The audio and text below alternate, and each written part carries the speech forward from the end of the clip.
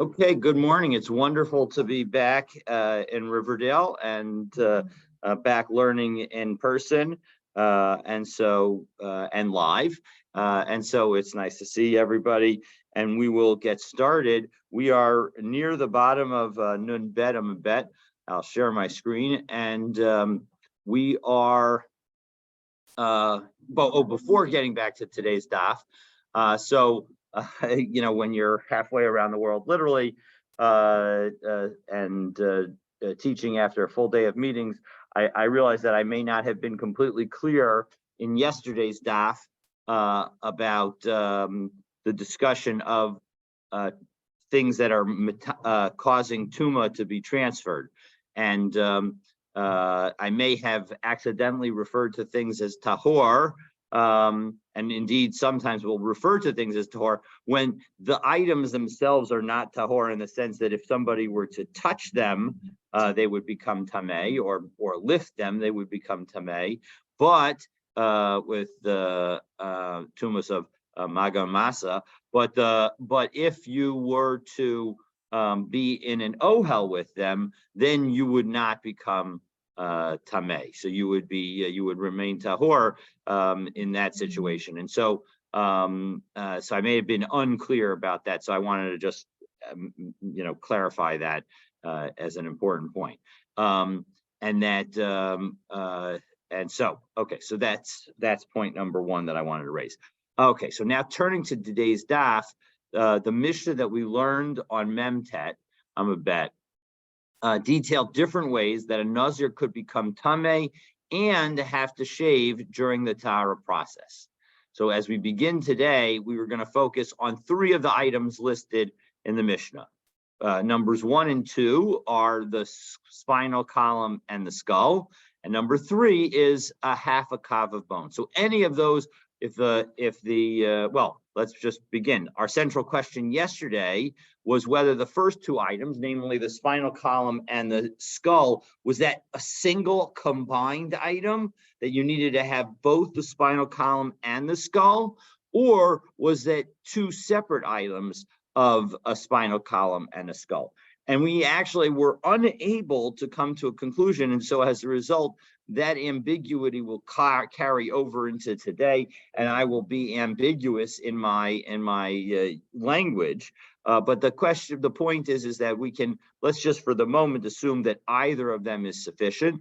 And the point is that if in fact the spinal column and the skull are their own items, and a half a kav of bones is its own item, so the implication is that if you were to have a spinal column or a skull that was not half a kav of bones, well, then presumably that would be a problem. So that it highlights how the spine and the skull are sufficiently important that they can make up in their importance what you don't have in their volume. And so now the question that we're about to ask is, there is another threshold. There's the threshold that is used in our Mishnah of half a kav of bones, that if you are in an ohel with half a kav of bones, that will cause you to become tameh in a way that if you're also a Nazir, you would need to go through a tahara process that involves shaving all your hair and restarting your Nazirut count. And so the question is, what happens if you have a quarter kav of bones, which is also an important an amount? It specifically is the amount that if you have that amount of bones of another type, then it would be sufficient to cause you to be tameh generally. It won't necessarily cause you to have to shave if you're a Nazir, but it would be enough to cause you to become tameh if you were in an ohel with it. So the question that the Gemara is going to ask now is, okay, well, what happens if that quarter kav of bones was all spinal column and skull? So all of the most significant bones were the bones that you had. And so if that's the case, is that enough to cause you to not only become tameh? That certainly would be true in general, but would it cause you to become tameh if you're a Nazir, in a way that would require you to shave and restart your count?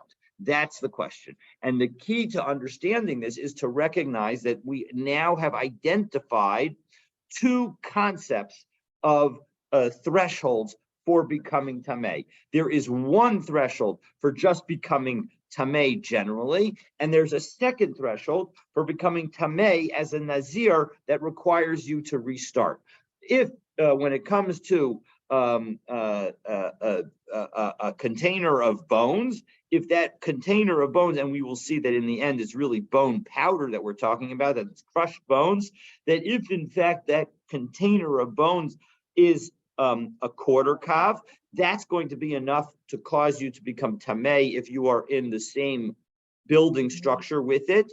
And a half kav of tamei is sufficient that if you are in the same building structure with it and you're a Nazir, then you need to shave and restart your Nazirut. Okay, so that's where we're up to. That's what we've seen, and in particular, the place where we the source for the fact that a quarter kav of bones is triggering tuma in an ohel generally, and not in the context of Nazir. That is from Masechet Ohelo, which naturally deals with all the various laws of the transfer of tuma in a building structure. So we're going to now pick up 8 lines from the bottom of Nun Bet Amud Bet at Boy Rami Bar Chama.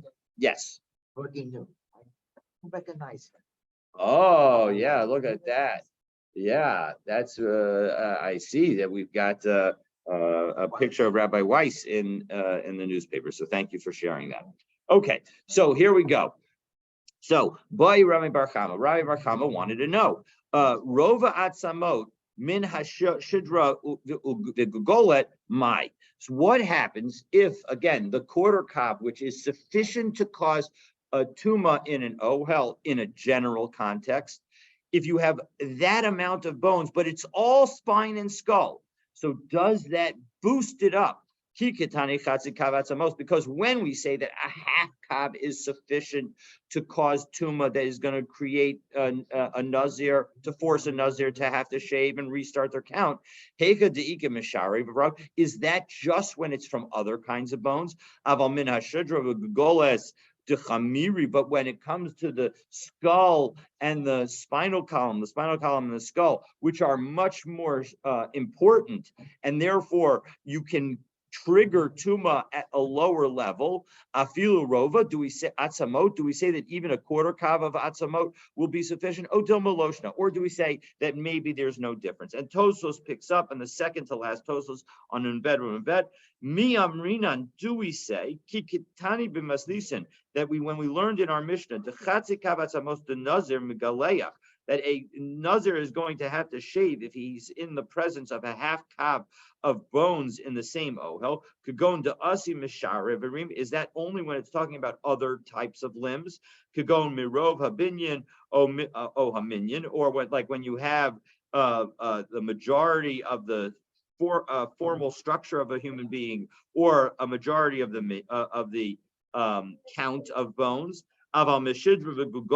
But when it comes to the spine and the skull, that it's much more machmir, that we're much more strict, that those things can cause tuma when they're even lesser amounts. Tefei, with that they're much more. So afilu rova atzamot haba mehen megalech. Do we say that even a quarter kav can cause that person to have to shave? Megalech alayhan. Nazir Odil Maloshna, again, or maybe we don't say any different. So we're going to have 3 different efforts to try and answer this. And just as we've been unable to answer it conclusively, the question of whether or not Shidra Gogolas are one category or 2, we are similarly going to be unable to answer this question as well. So Amar Rava Tashma Hashidra. So again, Rava says, let's take a look at our Mishnah. And what does it say? Hashidra Gugolas, when it comes to the spine and the skull, the Isalka Daitich. And if you want to say Rova Atzamos the Asim and Hashidra Gugolas Chamir, if you want to say that when it comes to the spine and the skull, that a quarter kav should be enough, and therefore, because these things are sufficiently powerful in their tuma, that even a lesser amount should be sufficient. Listening al rova atzamos habam and ashidra, rather than telling us about the spine and the skull as a whole, just tell us that a quarter kav of bones would be sufficient, and then we would know that in fact that was the case. We would know from the fact that if you taught us that a quarter kav of bones, then that would be sufficient. And the implication is, and indeed, we can take a look at the top rush in on top rush on Daf Nun Gimel Amud Aleph, as we turn to Nun Gimel Amud Aleph. Tashma, I'm sorry. I'm sorry. It's the rush is also on Nun Bet Amud Bet. It's 1, 2, 3, 6 lines up from the narrowest lines, so it's before the lines get wide. So lisnei al rova atzamos habam min ashidra umin agos. So let the Mishnah just teach us directly that a quarter kav of bones from the spine and the skull are sufficient to force a Nazir to have to shave and restart their count. And if you were to teach that, well, then we would certainly know shidra v'gagolos, that a whole spine or a whole skull would be sufficient. Because Rava believes at this moment in his answering of this question, because a whole spine and a whole skull will certainly have at least a quarter kav of bone in it. And so that's why Rava attempts to answer the question from our Mishnah. Well, we will now point to another teaching of Rava that seems to be the opposite of that. Well, 1 second, as we turn to the top of Nun Gimel Amud Aleph, the Harava Huda Amar Lo Nitzrucha El Shidra V'Gugolas She'ein Behen Rova Atzamot. That when it came to and now the truth is that this statement of Rava is one that we do not know exactly where it is in the Gemara, but apparently likely in connection with Ohalot, where it says that a quarter kav of bone is sufficient for tuma to be transferred in an ohel, that when it also lists in that same list the spine and the skull, that is to tell us, according to this statement of Rava, that a spine and a skull that has less than a quarter kav will also cause tuma to pass within an ohel. So now we have two statements of Rava that seem to be inconsistent, because the statement that Rava makes in answering of our current question of whether maybe a quarter kav of spine and skull will cause tuma of the type that will result in a Nazir having to shave. So that proof assumed that a skull and a spine will always have at least a rova, a kav of bone in it. But now Rava himself is saying that that isn't true. So his whole proof doesn't work, and there's an inconsistency in his own statement. Well, we'll deal first with the inconsistency in his statement, because the Gemara now says, Basar Deshama Rebbe Akiva, that when Rava said that that a spinal column and a skull, that even if they don't have a quarter kav of bone, could create tuma within an ohel, that was because it was after he heard such a statement from Rabbi Akiva. So that was the important fact. He learned something new. We need to be open to learning new things, and he learned something new. He learned that a skull and a spine could potentially have less than a quarter kav of bone, and that's why they were taught individually. And so once we now have that, we now then undermined our proof of in response to the question. So our first effort to answer this question has fallen away, because we thought that maybe we could just teach in our Mishnah, well, what if you had a quarter kav of skull and spine? That would be sufficient. And then we would know, of course, if you have a quarter kav of spine and skull, that it will be that if you have a whole spine or a whole skull, it'll be sufficient, because every whole spine and every whole skull would have a quarter kav of bone. But now we know that that's not the case. And so as a result, that implication doesn't exist. And so we have to teach in our Mishnah a whole spine and a whole skull. And you can't necessarily imply anything about what that means for a quarter kav of spine and skull. So as a result, we now come to our second effort.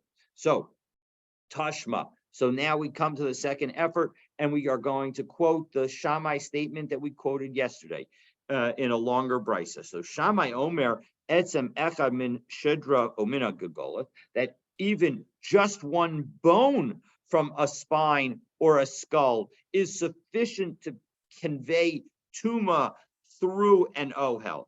That's how important the spine and the skull are. That they'll cause that level of tuma. And if Shammai, although we don't paskin like Shammai, if Shammai says that that's going to enable us to cause tuma to pass through a building, well, certainly a quarter kav of bones from the spine and the skull will be sufficient to cause a Nazir to have to shave and restart their count.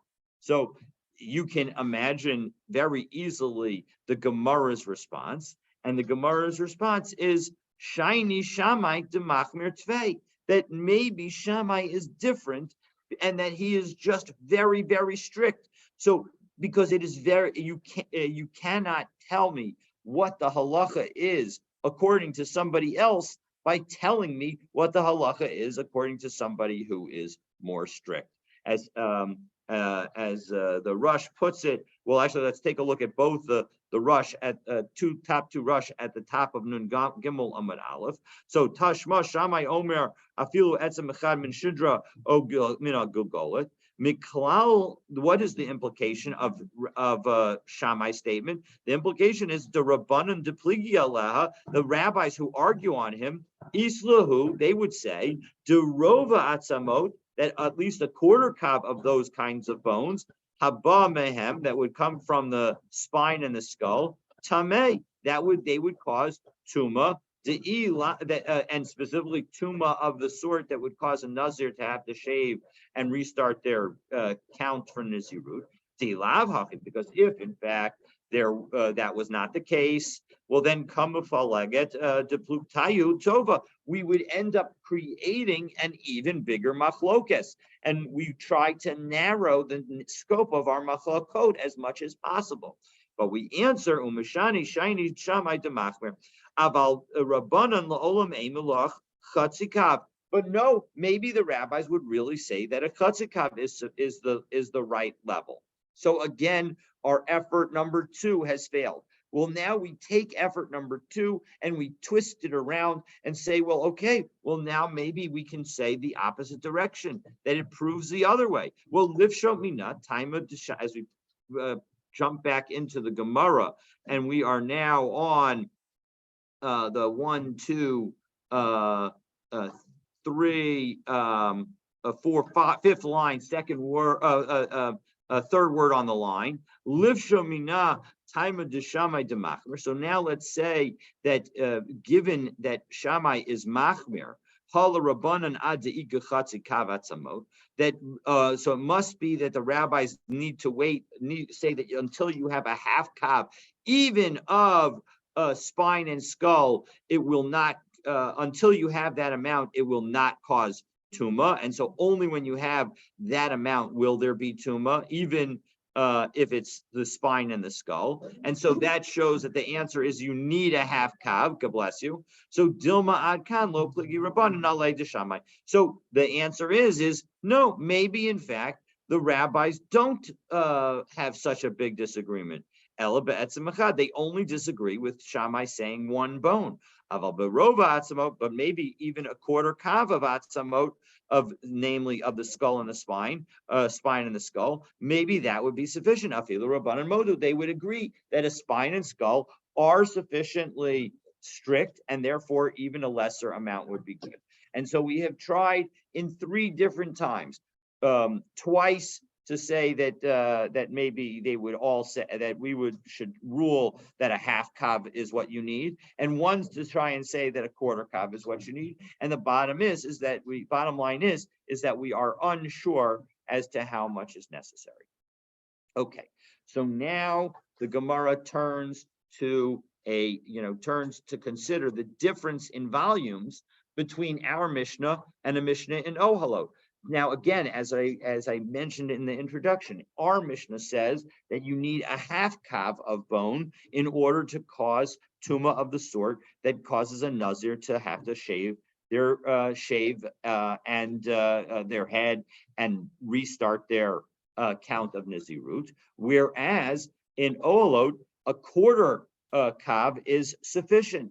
And by the way, I should note that the same concept of difference exists also with respect to blood. That in our Mishnah, we say that it's got to be a half a log of blood, and in the Mishnah in Ohalot, it says that you only need a revi'it, a quarter log, of blood. And so again, we have these 2 differences. And now we're going to quote a brisa that has 3 opinions, and the third of the opinions will be the opinion that we have that splits the difference, that makes the same distinction that we have in our Mishnayot, that to differentiate between the tumah of the sort that causes somebody to have to shave their if they are Nazir, and a tumah that would just be a general tumah that would prevent somebody from eating kachim and truma. So let's take a look and we'll see it inside. So Amar Rabbi Elazar, Zekanim Harishonim, the early elders, Miksasan Hayu Omrim, some of them would say the following. So we're going to have a machlokas and then a third opinion that will sort of split the difference. So chatzi kabatzamot v'chatzi log dam l'chol, that every kind of tuma requires a half a kav of bones or a half a log of blood. And if you don't have that amount, well, then you're not and you're in the same building with those blood and bones, you are not going to become tameh. If you pick them up, then that might be a different story. But if you just are in the same building with them, that will not be sufficient. Rova atzamot uraviyatam lo lakol, and a quarter kav and a quarter log, they are not what will trigger the tumah of all different sorts of tumah. And if we take a look at the rush, it's the second to last rush on Nun Gimel Amud Aleph, where it says Chatzi Kav Atzamot v'Chatzi Log Dam L'Kol. Perish L'Kol Davar, for any kind of purpose. Be'inan Shir Gadol, you need of the larger shear, the larger volume. Av L'Truma U'L'Kachim, even to cause tuma with respect to truma and kachim. Upacho Mashir Zeh, and if you have less than that, Einu Mitamin Ba'ohel Hames, you will not become tameh from this dead contents, deceased, corpse's contents, if you were in the same building. Upligi, I must listen to Olos, and that disagrees with the Mishnah that we learned in Olos, because the Mishnah that we have in Olos says that a quarter kav and a quarter log, namely a revius, are sufficient. So now that we've said that, so that's opinion number 1. Opinion number 1 disagrees with our Mishnah in Olos. Umikza san hayu omrim, and some of the people would, now we jump back into the Gemara and we say that some of the people in those olden days, they would say the following: Af rova atzamos urevius damlakol. Actually, whatever kind of tumah you're talking about, even the tumah for a Nazir, it would require just a quarter kav of bones and a revius of blood. And as we see in the next rush, umikzasan hayu omrim rova atzamos urevius damlakol v'av hanazir megaleach al ohalan, that and even a Nazir will need to have to shave and restart their Nazirut if they are in the ohel with that amount of blood or bones. Upligi amas lisin dahachi, and that disagrees with our Mishnah here in Maseches Nazir, because in Maseches Nazir here we said that you need a half kav of bones and a half log of blood. So based in Shalach Areinu Amru, and now we have the third opinion. The third opinion says that, and this is a later opinion, and that's important, Chatzi kav atzamot v'chatzi log dam lakol, that really that every kind of tumor can be caused with respect to a half kav and a half log of blood. But rova atzamot uraviyat dam latruma v'katshim. But when it comes to a quarter kav of bones and a revius, a quarter log of blood, that will be sufficient for truma and kachim. That will cause a person to be tameh for those purposes. Avalo l'nazir v'osa pesach. But it will not cause somebody to become tameh in the kind of way that would cause a nazir to have to restart their count and have to shave, or prevent somebody from bringing a Pesach offering. So now we're going to ask a question. So it's clear that third opinion matches perfectly with our Mishnaya. That is perfectly aligned, because we say in Nazir, we say that a half kav and a half log are sufficient to cause tuma, and a quarter is not enough. Whereas in Ohalot, we say that a quarter is enough to cause tuma generally. Well, tuma generally is tuma for eating truma and eating sacrificial foods. So that's perfect. This third opinion matches both with our Mishnah here and our Mishnah in Ohalot. But michti ein hakras shlishis makras. When you have a later opinion that's making a decision, the decision needs to go like one of the early opinions. We do have the concept of compromise in Judaism, but that compromise, we don't compromise from a halachic standpoint. A halachic standpoint, we follow a tradition. And so here, if we don't have a tradition, how did the later opinion suddenly decide to differentiate between Tuma for Nazir and Pesach on the one hand, and Tuma for Truma and sacrificial foods on the other hand? What gave them the right to make that distinction? And we have this. Yes, we have. I should have. I didn't write this tomorrow. We have this concept said very nicely by Tosos in the second to last Tosos on Nun Gimel Amud Aleph, at the third to last line of that Tosos, about 6 or 7 words into the line. There's a little chet in my Gemara. V'ha ein das shlishis machras shedas shlishis tam bifnei atzmo. This third opinion is not deciding between the two earlier opinions. It's a new opinion. It's a new idea. Tam b'fnei atzmohu ki harishonim lo gilu datam. The first two opinions did not reveal in their approach she'ehei roi l'chalek ben nazir v'osa pesach l'truma v'kachim, because none of the earlier opinions gave any hint at differentiating between a tuma for Nazir and Pesach on the one hand, and Truma and Kachim on the other hand. And so how do we answer this? So Amar Rabbi Yaakov Bar Idi, Rabbi Yaakov Bar Idi explains, Mipi Shmua Amru Mipi Chagai Zechariah Umalachi, that in fact, this third opinion, this compromise opinion, is not just a compromise. It has its own separate tradition that dates back to Chagai, Zechariah, and Malachi. And so as a result, it does have a real opinion with a real logic that's associated with it. And as a result, it is not something that is just being newly innovated for us at this moment. So, okay, so now that we've gotten that background, and so we understand how it is that our Mishnah says a half kav and the Mishnah in Olo says a quarter kav, it's because we're talking about two levels of different tuma. It's how we've explained the Gemara in the first place, but now we've got it and we see it clearly. There's a special tuma for Nazir that requires more, and a lesser level that is sufficient when it comes to tuma for truma and kudshim.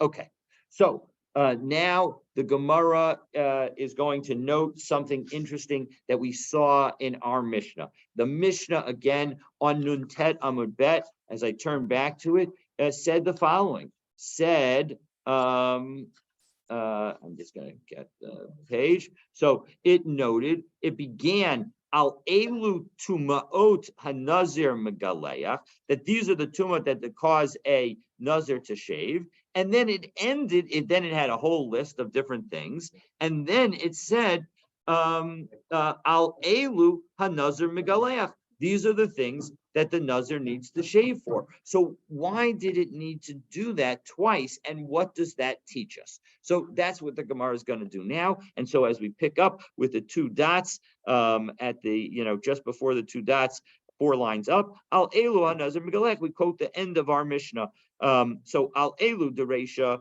when it had Al elu at the very beginning of our Mishnah, what does that come to exclude? L'ma'ute etzem kisaora.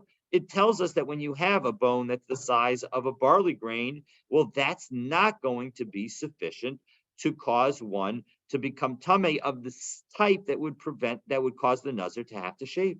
The almaga'o v'almasa'o in, when it comes to touching that barley-sized bone, that would force a nazir to shave, but ba'al ahilo, low. But when it comes to being in an ohel with it, becoming tameh through just being in the same building structure with it, that will not cause that tuma that will not cause a sufficient level of tuma that will force a nazir to have to shave and restart their count. Val elu de seifa, and what does this al elu in the second al elu teach us? It teaches us lema'uti even hazachuchis.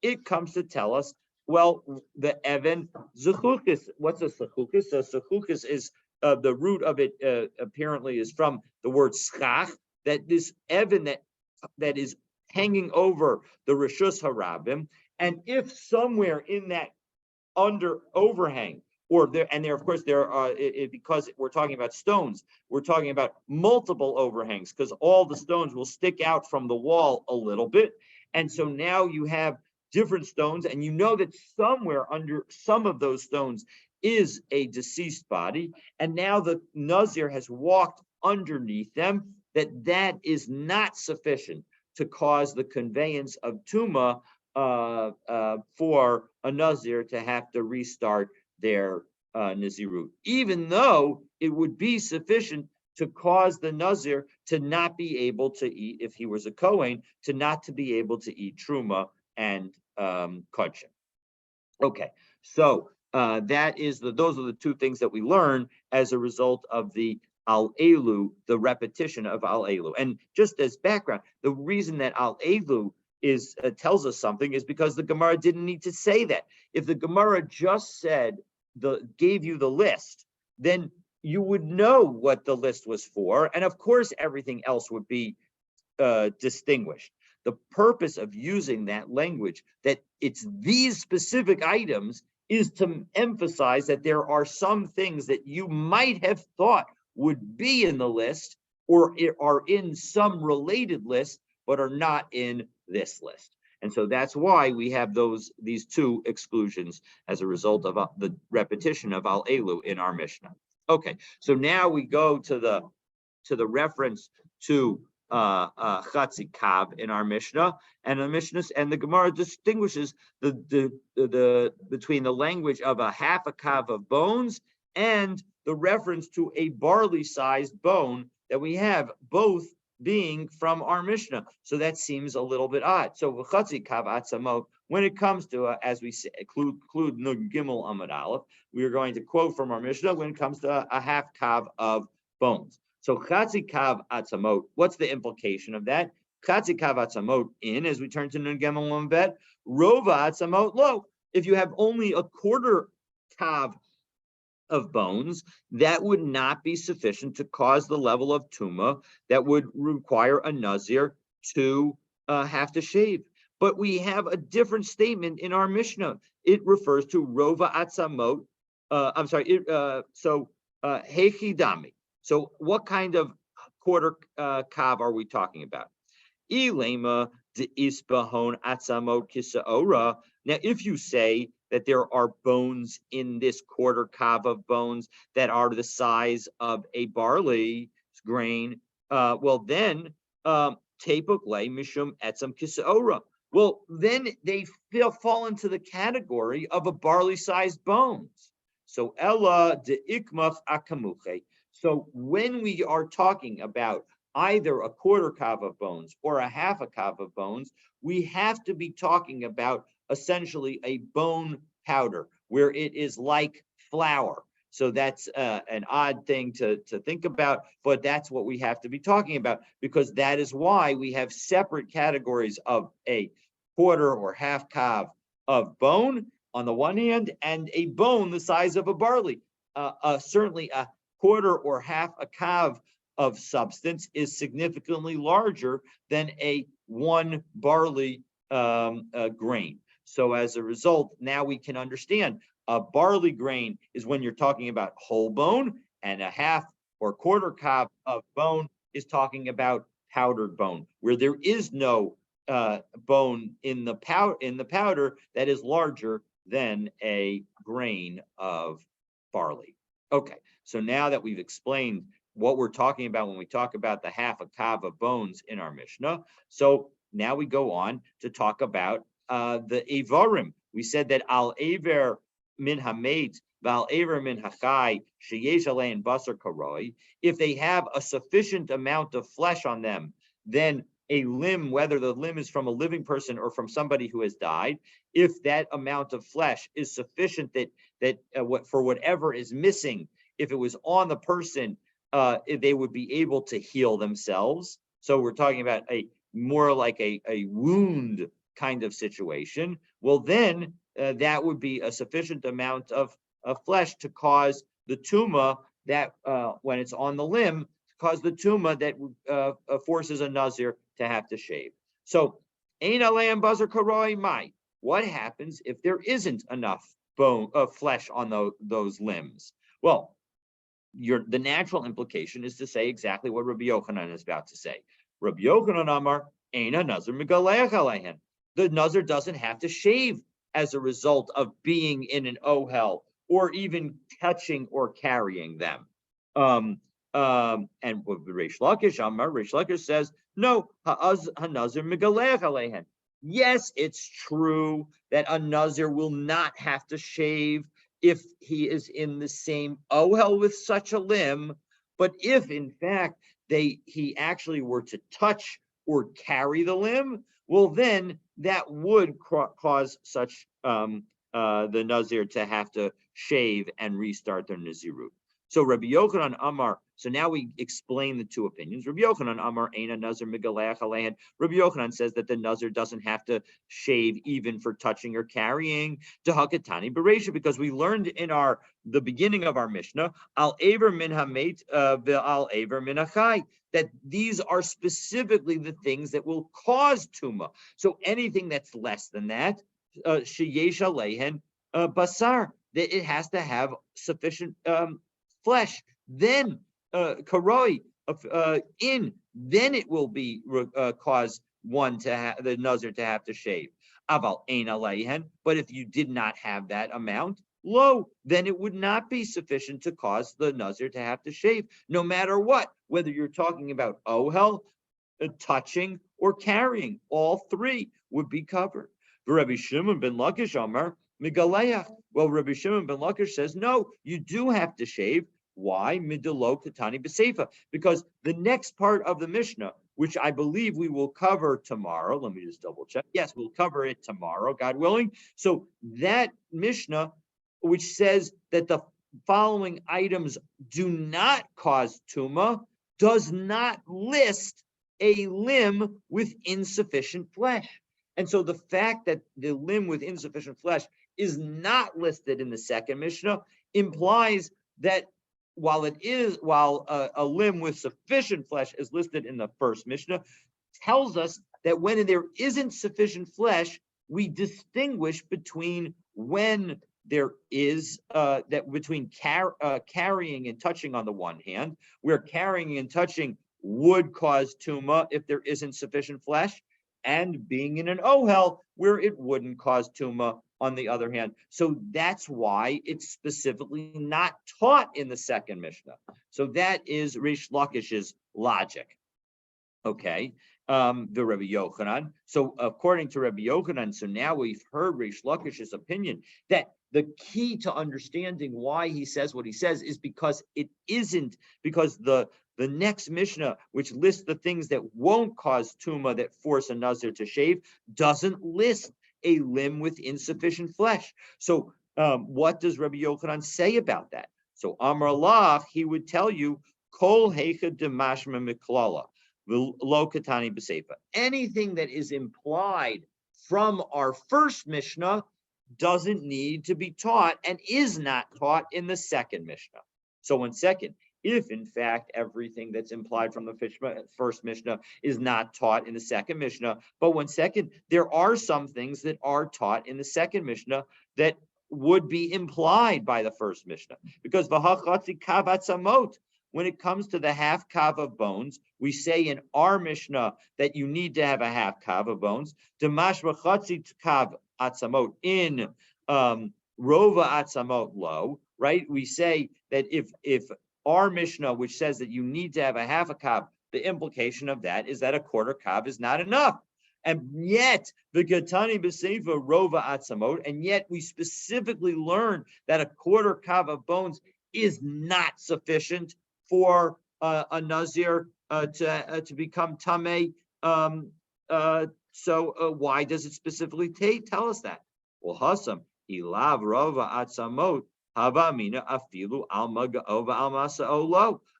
would have thought that even if you touched or carried a quarter kav of bone, that would not be sufficient to cause one to become a tameh that would force them to shave. So lahachi itzrich lemisnei rova atzamot. So specifically, the Mishnah, the next Mishnah, which we'll learn tomorrow, teaches that a quarter kav of bones does not convey tuma that causes a Nazir to shave. It's because it's talking about in that Mishnah Nazir of an ohel. I'm sorry, tuma of an ohel. And so it's specifically a quarter kav of bones will not cause a Nazir to have to shave as a result of being in the same ohel with them. But a quarter kav of bones would be sufficient if touched or carried by a Nazir to cause that Nazir to become tameh that would force them to have to shave and restart their count. That it is only when it comes to the being in an ohel with them that a Nazir does not need to shave, but they would need to shave for contact directly or for carrying. So that answers why we specifically needed to mention quarter kav in the next Mishnah. But what about when it comes to blood, where we say in our Mishnah that you need a half a log of blood in order to create tuma that forces the Nazir to shave? Deshamat mina chatzi log dam in reviyat dam lo. That I would say that, and I would know on my own that this tells us that a half a log is what you need. And so as a result, a half log causes tuma, but a quarter log would not. But yet, v'katani b'seifa reviyas dam. But yet, in the next Mishnah, it's going to tell us about a reviyat of dam and tell us that that is not sufficient for a Nazir to have to shave. So why does it specifically mention that? Well, same basic idea. Hasam la. Oh no. So here we have a new concept. Hasam la afukim mid Rabbi Akiva. There, the point is to differentiate the opinion in our Mishnah from that of Rabbi Akiva, because our Mishnah says that you need to have a half a log of blood. But the Amar Rabbi Akiva, Revius Dam Nazir Megalech Alav, that Revius Dam, a quarter log of blood, that is sufficient for a Nazir to have to shave as a result. And so therefore, the next Mishnah specifically needed to tell us about a quarter log. And so now we have explained the two different opinions. We have on the one hand, Rabbi Yochanan. Rabbi Yochanan says that a Nazir would not shave even if they touched or carried a limb that lacked sufficient flesh.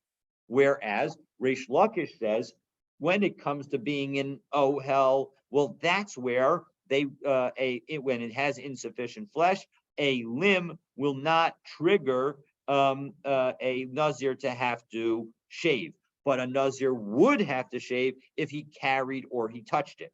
And so as a result, we now have understood the two different viewpoints, and we're going to dig deeper into this dispute between Rabbi Yochanan and Reish Lakish, God willing, tomorrow. So please stay tuned, and I wish you a Shabbat Shalom. Same to you, Rabbi. Have a good Shabbos, everyone. So bye-bye. Have a good Shabbos. Thank you. You too.